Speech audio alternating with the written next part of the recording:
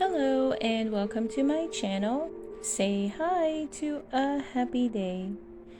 In this channel, I would like to share tales I personally picked and or my kids' favorite stories that I read to them from our little library at home, collection full of storybooks.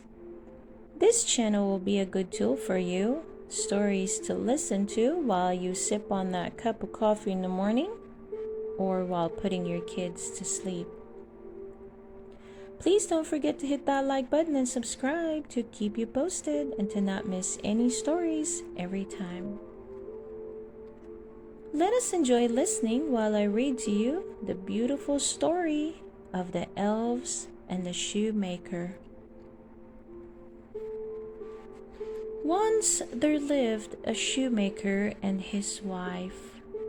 They worked very hard and were very honest, but they were also very poor.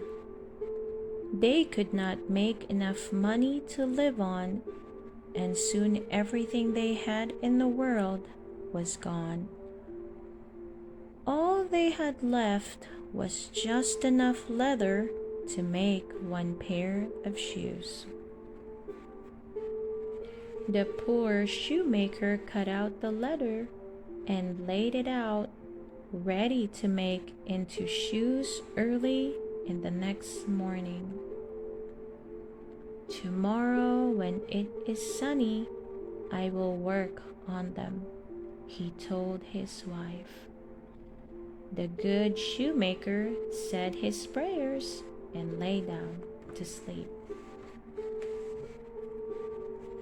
The next morning, he went to start work on the shoes. However, to his wonder, he saw the shoes sitting there on the table, already finished. What an odd thing! The good man didn't know what to say or think. He looked at the workmanship on the shoes. They were so perfect. There was not a stitch wrong. Soon a customer came in and asked to see the shoes. They suited him so well that he paid much more money for them than was usual. The poor shoemaker was able to buy enough leather to make 2 pairs of shoes. That evening, he cut out the leather and laid out, ready to work on the next morning. When the shoemaker got up the next day and went to his shop to start work, there were 2 finished pairs of shoes sitting there. Again, the work was that of a master.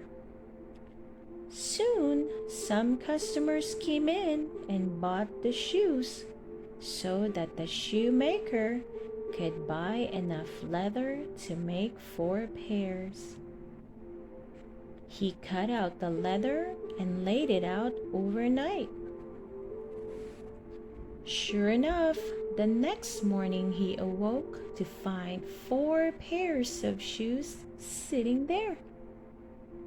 This continued on. The shoemaker would cut out the leather in the evening and wake up to find the shoes finished by daybreak. Soon the good shoemaker's business was thriving.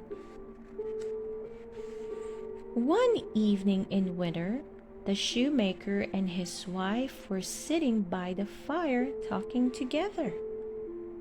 The shoemaker said, "I should like to stay awake tonight and see who it is that comes and does my work for me." His wife thought that was an excellent idea. They lit the candle and then hid themselves behind the curtain in the corner of the room to see what would happen. Right on the stroke of midnight, two little elves dressed in ragged clothes with bare feet skipped in. They sat down on the shoemaker's bench and picked up the cut-out leather. Their little fingers flew as their needles stitched back and forth, and their little hammers rap-a-tap-tapped. "Poor fellows, they must be so cold," whispered the shoemaker's wife. And indeed, they were shivering as they worked. Soon all the shoes sat ready on the bench. The two little elves skipped and danced around the room, and then they were gone. The next morning, the shoemaker said to his wife, "I would like to thank those good creatures for what they've done for us. What can we do for them?" "Their clothes are so ragged and thin," said the shoemaker's wife. "I will make them a warm woolen jacket, a shirt, a waistcloth, and a pair of stockings and pantaloons each." The shoemaker was very pleased with this idea.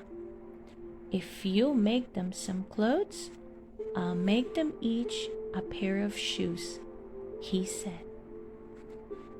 When everything was ready, instead of laying out the cut-out leather, they laid out the little outfits on the work table.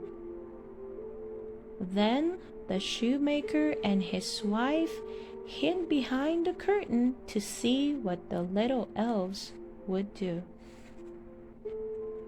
At the stroke of midnight, the two elves skipped in.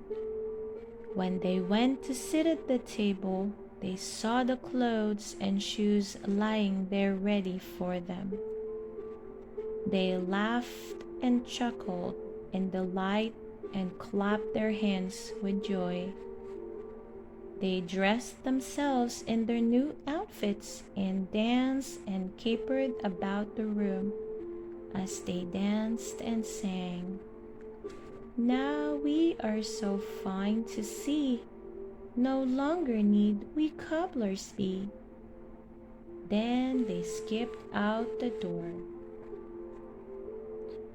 The good shoemaker and his wife never saw the two little elves again, but they lived long and happy lives, and good luck was with them always.